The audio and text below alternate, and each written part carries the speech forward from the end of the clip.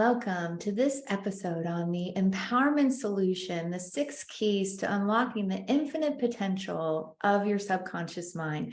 I'm so overjoyed and delighted to be joined by Dr. Friedemann Schaub, who is a physician specializing in cardiology, has a PhD in molecular biology, and over the last 20 years has specialized in assisting individuals in overcoming fear and anxiety and being an empowered leader of their lives through utilizing mind, body, spirit, connecting modalities such as hypnotherapy, timeline therapy, and NLP and all the things. And in case you're new to our world or you haven't connected the dots, Friedemann is also my beloved husband and life partner. And so I am so overjoyed to be co-creating this podcast for you, and welcome, Friedemann. Thank you for having me. I'm really excited to be on your podcast.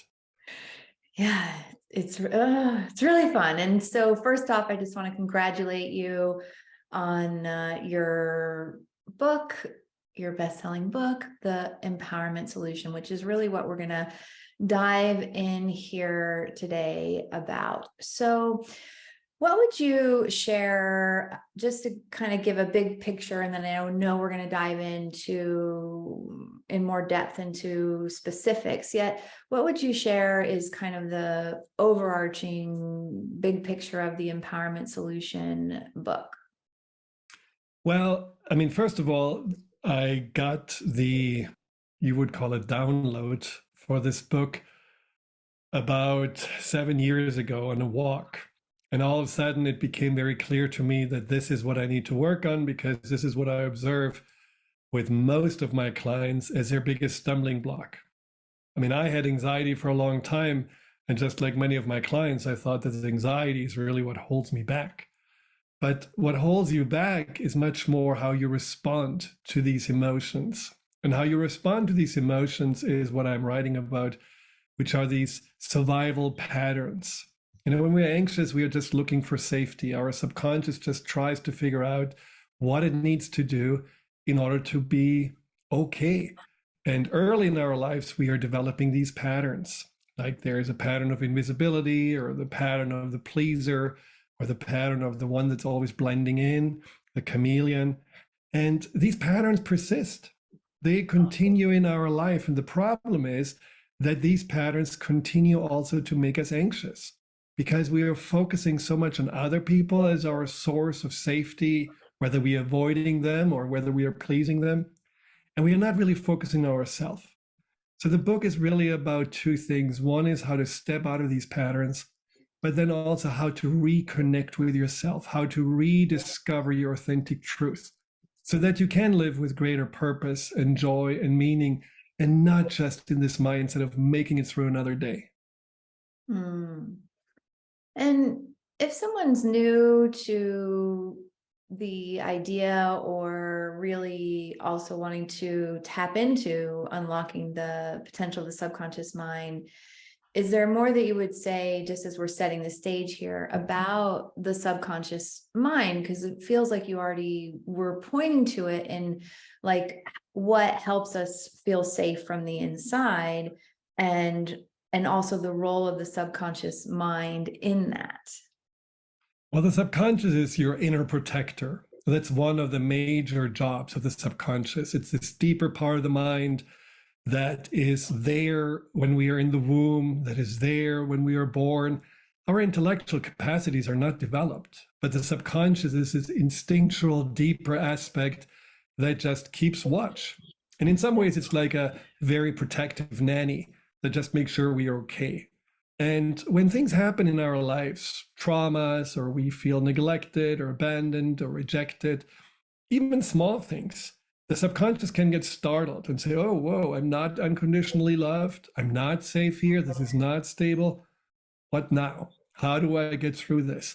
And so then the subconscious comes up with certain patterns that are based on the beliefs that the subconscious forms to make sense out of it. So let's say, for example, you have a mother who is always depressed, and that's really hard for you because you're not getting attention. your belief may be, well, I need to make sure that mom is okay, so I gonna become her caretaker. I gonna become the one that's gonna make her laugh because that's the only way for me to get love and attention. And that belief may persist with you far after you left home, in your next relationships, in your friendships, at work. And that is what the subconscious does. It still believes, well, nothing has changed. No one told me any different. So we're just going to continue to stick to those patterns. And the book and my work is all about helping the subconscious to get an update. It's like rewriting your owner's manual. And you can only do this in conscious subconscious collaboration. You cannot will yourself to be different, but you can teach the subconscious how to see the world and yourself different. And that's the power of working with the subconscious mind, because the subconscious is a great listener, but it just needs to be talked to. Mm-hmm, mm-hmm. Yeah. And what you're pointing to there is that the subconscious is often going from a very outdated job description or an experience that's not even currently happening anymore. And that the primary focus of the subconscious, like you said, is that the individual survives, that you survive in order to do what I would say, in order to do what you came here to be and do and have. And so that like updated job description is a really important part of what you do with your clients and also in the book, because as you mentioned, there is that like, oh, I'm just continuing to operate over a very outdated way of being. So I know we're going to go deeper into one of the survival patterns, and there are, how many are there? There are 6 survival patterns and 2 major survival modes. Just one thing what you just said, so that people understand, the subconscious has another purpose. It's not just to protect us. And that other purpose is to make us happy and fulfilled. But if we are only focusing the subconscious on how to survive, whatever we are here to do and have and be is not really fully actualized, because it's really about the bare bones survival. So that is why the book is called The Empowerment Solution, because it is about switching from survival mode into thriving mode. Because the subconscious is going to help you to share your gifts, to reach your goals, to get what you want, but it needs to feel safe and secure, and it needs to know that you can handle life. And as long as your subconscious is not convinced of that, it will override all your good intentions. And I think a lot of your listeners may know that you have the desire to write a book, you have the desire to start your own business, share your gifts, and then there's something like an inner critic or something like a fear of getting prosecuted or a fear of getting rejected that holds you back, makes you procrastinate, which is one of the patterns. And that is when you go back into the survival mode, because it does not feel safe. Mm-hmm, mm-hmm. Yeah. So would you say that those slower vibrational body, mind, emotion, like how the guides call it, filters, those voices are the survival voice of the subconscious mind, like the negative self-talk and all of that? I mean, the inner critic is often chastised as, something that we should just get rid of because it's in our way, or the procrastinating part of us is something that we are often calling as lazy, or, calling it just as something that is in our way to reach our goals. But the truth is, these are just mechanisms of the subconscious, inner protectors that say, if I'm going to chastise you now, then you're safe because you're going to make yourself small. You will not take a risk. You don't put yourself out there. And it's much easier for you to get, ridiculed or judged by yourself than by others. So the subconscious says, I'm going to beat you down before someone else can do it, because that's at least something I know I can control. But if others may do this for you, who knows where this leads? So it's a form of protection. Same with procrastination. The procrastination says, before we are failing or getting in discomfort or doing things that we are actually then proving to ourselves that we're not capable of, we just going to focus on cleaning the refrigerator or watching a little TV or YouTube or TikTok because that gives me instant distraction and gratification, and we don't have to deal with that potentially can hurt us. Mm. And so we're going deeper into unlocking the infinite potential as well of the subconscious mind. And so we've identified like these negative self-talk or these protective mechanisms, these survival modes are mechanisms of the subconscious mind on the protective side. And yet, would you also say that those, like, you can do it, you've got it? Because the other thing I notice as a high achiever myself, and also a lot of our listeners and clients really being high performers, that there can also be that, like, you can do it, and you can these very vast and amazing goals or targets that also has like that the voice of the subconscious mind, or the mechanism of the subconscious mind that's related to the part of bringing joy, the part of being fulfillment. So it's reminding me, as you know, of course, you and I met at White Tantric Yoga Camp, how in Kundalini Yoga, they talk about the positive mind, the negative mind, and the neutral mind.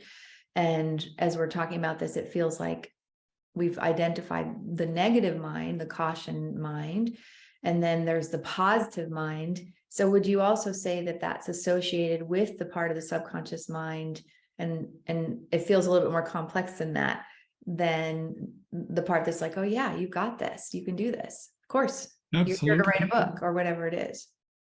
I mean, that is where the subconscious then goes into the thriving mode, and they can exist, parallel to each other simultaneously.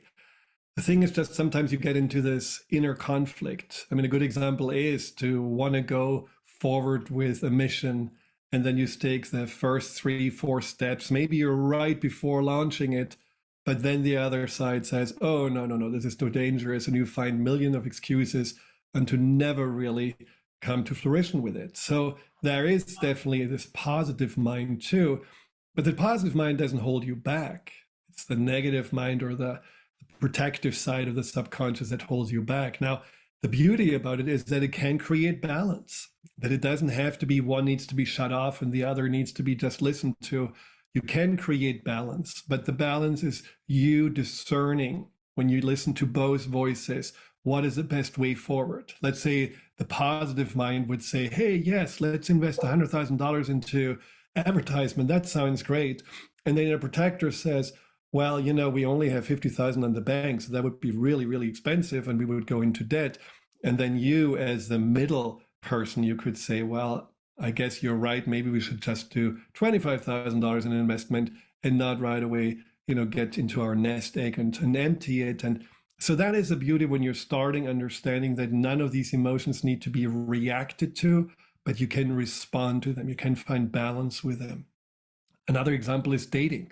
So many people don't want to be alone, and they go on dates, and they go on the second and third and fourth date. And then the inner protector says, yeah, do you remember how you got hurt the last time, how this person betrayed you, how this was such a heartache? And then you just quit because there's, again, this dance, 2 steps forward, 2 steps back. And that's a very classic way of feeling stuck in these survival patterns. And what you describe about this inner voice is actually some process I'm teaching also in the book, which is the inner cheerleader. And you and I have been watching this movie, which was Aquamarine, about some mermaids, very sweet and very cheesy. And they had these little tiny starfish on their ears, and they were always just whispering in the ears, you're so beautiful, you're so amazing. Yes, of course you can do this. And I developed, because of your inspiration there, the inner cheerleader. And the inner cheerleader is just this voice inside of me that is appreciating and approving of things I'm doing, even if they're very mundane, like vacuum cleaning or just cleaning the horse manure in our paddock. That is something that also really helps for the subconscious to see, oh, you appreciate yourself. You are actually, someone who's following through, and that also gets you much more out of this survival mode, and certainly something that makes you feel more the leader of your life than being just a reactionary follower of your emotions and of those different patterns of the subconscious. Mm-hmm. Yeah. And you said there are two modes of the subconscious mind. So is that the survival mode and the thriving mode, or what are the two modes?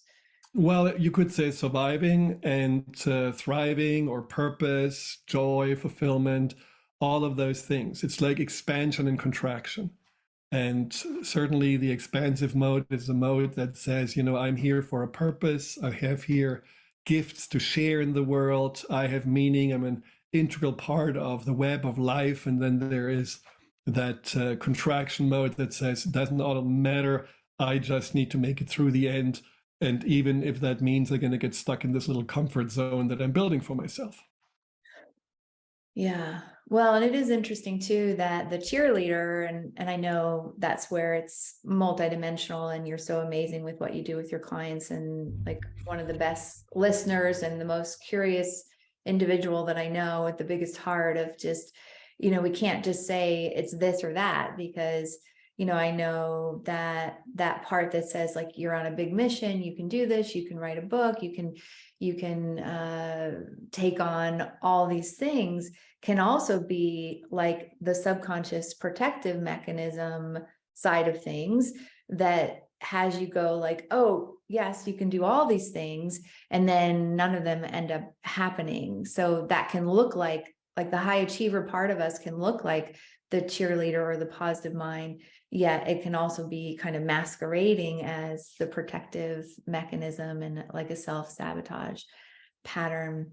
So let's go into the invisibility mode. And it felt like this one was really standing out a lot, because I know for myself and our clients, and that fear of visibility can be such a big one. It can be so stored in the cellular memory, and there can be so many stories running that.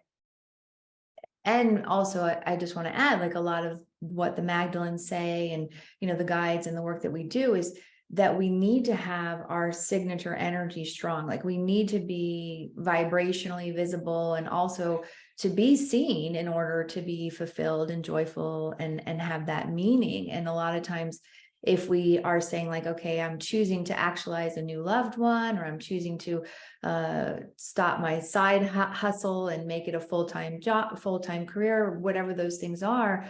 And then, as you said, like right as it's about to actualize or manifest, we go invisible. Then it's like the story that the guides always use. It's like ordering something online or from Amazon, and then right before it gets delivered, you move and you don't update your address. So let's talk about the invisibility and a little bit more about that survival mode, and how each of these survival modes have both sides, right? There's the surviving, and then also how it can be reframed or given a new job description to be moving forward with the meaning and the purpose.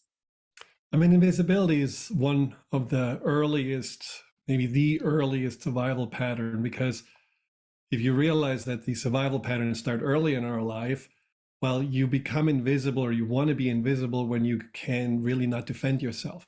And when you're very little, when you are very dependent, and when the world feels very big to you, just hiding out like a little mouse, just not getting any negative attention seems just safer than putting yourself out there. So it's very instinctual, it's very subconscious. Now, it's interesting that you say the overachiever. The overachiever can also use achievement and being the go-getter and all of those things as an invisibility pattern. Because so many people, even the people you could say that are on a spiritual path and that really feel like I want to move forward on my enlightenment path, there is also a possibility that this is a shield to be invisible behind. And I see this often with my clients that are on a very dedicated spiritual path, that they are avoiding to show that what they don't feel safe for the world to be seen. And that's often the wounds that they carry, their insecurities, their lower frequencies, beliefs and ideas. And things that they just feel like, well, I shouldn't feel this way. I'm an overachiever. I'm a spiritual disciple of, a path that I'm on. So I should not feel jealous. I should not feel still like a victim. I should not still have all this pain and hurt and insecurity and doubt inside of me. And so you become invisible to the world in those aspects that are actually important aspects of yourself, because they all have to teach us something. And you become invisible to yourself because you don't want to look inside anymore. You don't want to honor that there is something nagging inside of you that your subconscious says, what about this? And you're just saying, no, no, no, we're not going there because we have other things to do, or we are way beyond this. We have been working on ourselves so much. We have done 50,000 retreats, so it cannot be anymore there. Well, if it's still there, it shows its face and it will just become stronger because we are ignoring it. So invisibility is very tricky. We have to be very mindful that whatever we have inside of us deserves to be seen, whether we want to now broadcast it to the world or not. That needs to be, seen. But if there are people that you love and close to, you want to show up with all aspects of yourself, not just with those that shine and seem to be acceptable, but also the other parts of you that are more, weak and scared and vulnerable. Those are also important. The way to turn around the invisibility is to understand that invisibility is also not just a protection from the outside, the dangers or the people that can hurt or reject us. What is the subconscious protecting? What the subconscious is protecting is that most precious aspect of ourself, which is our innocence. And I often tell the story to you about me being, this happy-go-lucky child that just feels all the wonderments in the world. This is how I grew up. I was fascinated by everything. I literally could see the energy of walls and how the walls were moving, like in the Matrix movie. And I was really just in the magic of it all until I was told I'm not smart enough or I am late bloomer. And that kicked me into this overachiever mode. And all this innocence, all this belief and trust had to go somewhere. And that innocence was put into hiding. And so that is really what invisibility is. We are trying to hide the most precious aspects of us, the most authentic aspects of us that we feel the world is not accepting. And we are hiding it and hiding it and hiding it. And at some point we forget that it was even there. We forget that there is actually something so precious inside of us because we've stopped looking. We literally say, well, I guess I'm the overachiever. I guess I'm that person, but I'm not really the, one that sees magic and is happy-go-lucky. And the goal in this overcoming and turning the invisibility chapter around or pattern around is to find that innocence again, to remember what it is before you lost it, and really just unearth those very precious gems that are inside of you. And I mean, I did this certainly through a lot of work and a lot of support also of yourself, just to regain trust in me, leaning into life, leaning into the universe, leaning into the magic of the flow. And it was difficult because I didn't believe it. I was much more in the achieving control mode. And so that's something that if you remember that there is something inside of you that you're hiding, it's no longer about, I want to be invisible from others. It's more like, wow, I have forgotten that there is something inside of me that's so precious and so powerful and such a gift. And I'm going to go into this treasure hunt to bring it back to me. And in those moments, you realize that you have more to garner from seeing yourself than from hiding yourself. Mm. And what would you say the ripple effects of having the safety to feel and to choose to be visible, to see ourselves is? Like, how does that ripple out into your clients' lives? You've shared it a little bit in your life, just really, because sometimes it's important to not only be moving away from invisibility, yet like what's on the other side of that. Well, what really happens is that you are feeling your inner center of gravity. You're realizing in the moment that this is when you have unearthed this piece that was always missing. you're bringing back the awareness that it's your life, and that your life is more than just surviving, but your life is here for a mission, for a purpose. And that mission can only really come to fruition if you are connecting to this part inside of you that was hidden. You realize that we are all in the same boat, because everyone lost their innocence at some point. Everyone lost that what is unique and precious about them, because we all go through the same system of being told you have to function, you have to measure up, you have to compare, compete, and then you forget. And so everyone who is simply judging you or rejecting you is probably also dealing with that same pain of missing something inside that they have not found. And if you have this connection to this precious inner self, you also have access to a compassion that is deeper than anything that you ever experienced before. And I believe the best shield to protect ourselves from judgment is to be compassionate with those that judge us. Because if you realize that they only project onto you whatever is inside of them, their pain, their discomfort. I could tell many stories of where I was judging people for something that I knew I was jealous of or I didn't have. So it was subconsciously much easier to judge them and make them wrong than asking myself, why don't I allow myself to be like this? Or why don't I get this? Or why can I not do this? So when we know that perception of other people and ourselves is just the projection onto them, meaning like 90% of what we see in others is really our story and not theirs, then you're really free from rejection, because you know it's not about you, it's about them.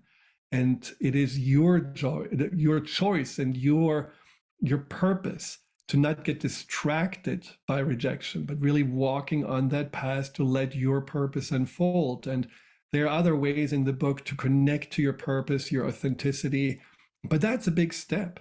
Remembering that there is something inside of you that you used to hide, and bringing this back and realizing this is really the void that I have been feeling. I wanted to fill it with all these things, relationships, money, achievements, and it still felt empty because that piece was really what I didn't have and I couldn't find on the outside. I can only find on the inside. Mm. One of the things I love about your approach and your work is that it is really empowering and including that these survival patterns are keys to unlocking the infinite potential. So the inner critic or the inner judge or the helper, the invisibility, like the survival pattern modes, they're actually allies, just like in your other book, The Fear and Anxiety Solution, how you really are a proponent that the fear and the anxiety is it has a purpose. And why would we fire our best player, our strongest teammate? It's simply like updating how we began the conversation to the current mode. So that, I feel like, is one of the gems of your empowerment solution methodology, body of work, is that we have everything inside of us, including what we may judge or may not like or have as feeling as unpreferred. So as we're wrapping up here, I did want to just have you say the survival modes again, and just a little bit about how, like, we may identify, because I remember as you were bringing the chapters, I was like, what chapter are you on? Because I could see it coming through, and that we kind of have all of them, and yet we may identify or struggle or have more infinite potential tied up in one or another.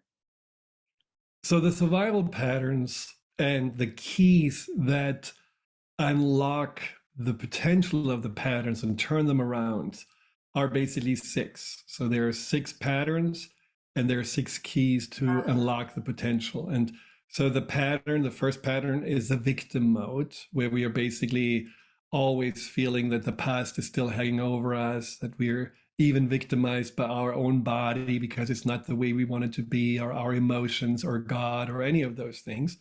And so the key that turns us around is self-responsibility. where we are understanding that our past and anything that happened to us ultimately is the best thing that ever happened, because it's a learning experience. It's something that helps us to grow. It's something that we can really also ultimately find our path again. It's so easy to distract ourselves by what other people do to us, rather than seeing that was done to us is actually the opportunity for us to tap into something that we didn't even know we were capable of. And the best example is forgiveness. Forgiving a perpetrator doesn't mean you're letting them off the hook or forgetting what happened to you, but forgiving is the shedding away of their imprint, of their energy that they have been pushing upon you, the beliefs that they made you hold on to yourself, all of those things of letting go and forgiving and finding a healing and a neutrality with it. That is taking self-responsibility, and that sets you free. And there's a whole process in the book about that.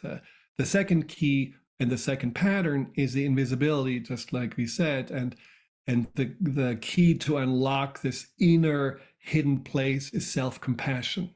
Because if you really have compassion with what happened to you and why you were so desperate to hide this preciousness, then you can also have compassion with whatever part inside of you is still hiding and is still not sure. Am I okay? Can I really do this? Because what we do, and we talked about this, when we hear this voice, oh, no, this is too much, too scary, we call it the inner critic, we get frustrated, we get angry. That makes that part inside of us, of course, even more afraid. And that makes this part even more like wanting to hide out, because not even we are safe anymore, because we have negative energy. So compassion unlocks that. The third key, or the third pattern, is a pattern of procrastination. And to unlock procrastination is self-reliance. It's a whole big chapter about what does it mean to be self-reliant? What does it mean to build confidence by being true to your word and making your word count? And there is a process around that, because when you are constantly lying to yourself, it is like someone lying to you. You lose trust and you lose that belief that this person actually is someone that has good intentions. And if you do this to yourself, that's exactly what happens as well. You don't feel that you can trust yourself. And that, of course, is complete undermining your confidence.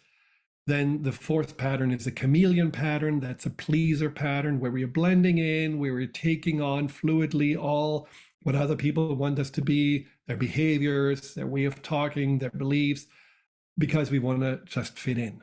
And that's a very common one these days. So many young people especially want to just fit in through all these external influences, social media, that they don't really ask themselves anymore, who am I? What am I about?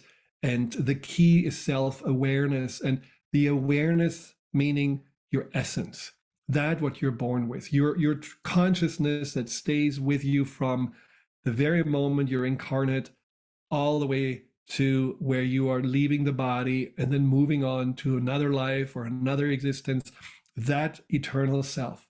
How often do we actually connect to that? And there is a whole process in it that helps you to go back and really realign with your essence. Then the fifth pattern is the pattern of the helper, the overpleaser, sometimes the martyr. And there, the key to unlock is self-commitment. And it's basically committing to your energy, into your time, and bringing back to yourself that birthright that you need to take yourself first. You need to fill your cup first before you're sharing it with others. And it addresses also the very common 5 or 6 excuses that a helper always does. Like, oh no, taking is selfish, giving is better, and all those things, and basically turning them around. And then the 6th pattern is the lover pattern. And the lover pattern is that what people often do when they are focusing on only one person, on an intimate relationship. And that person is the savior. That person is the one that makes them complete. That person is the one that makes all the pain go away. And we often know the problem is it's, to the best creates codependent relationships. To the worst, it creates abusive relationships, because often we are drawn to the people that are more taking advantage of us. And, I see this often with people getting stuck in even sociopaths and narcissistic partners, but because they have this lover pattern, they are holding on to that relationship and don't realize, no, this actually destroys me. This doesn't really fill me up, because there's this endless hope. Well, I just have to be a little bit different. I have to be a little bit more patient. I have to give a little bit more, and then we're going to turn it around. And the key naturally to unlock this pattern into something that is much more about thriving and expansion is self-love. And I love this chapter because so many people tell me, yeah, I heard about self-love, but it's easier said than done. I don't know how to do it. Everyone says you should love yourself, but how do you actually, begin? And there is very step-by-step process on how you can fall in love with yourself. And that's something that came to me, in the process. And I just love that as a big gift of the universe to have that finally written out, how to fall in love with yourself. And so that's how the keys look like. And then there is in the final chapter, how to put it all together and become the empowered leader of your life. Wow, so beautiful. Yeah, so inviting you to get the Empowerment Solution wherever you buy books. And, to me, it's really an amazing experiential opportunity as you're sharing. And so much of your background, Friedemann, of being a physician, also you understand the body's aspect and how the subconscious mind imprints into the body and the memories can be stored there. And then your 20 whatever years of having thousands of one-on-one in-depth sessions, it's like this concentrated experience. And one of our friends editors said, there's a lot of self-help books out there, but this book actually helps. And so I'm so proud of you, Friedemann, and so happy that this body work is getting out into the world. And for those of you tuning in here, I highly encourage you to pick up the book where books are sold. And I believe you have a super juicy bonus in there too when they get the book.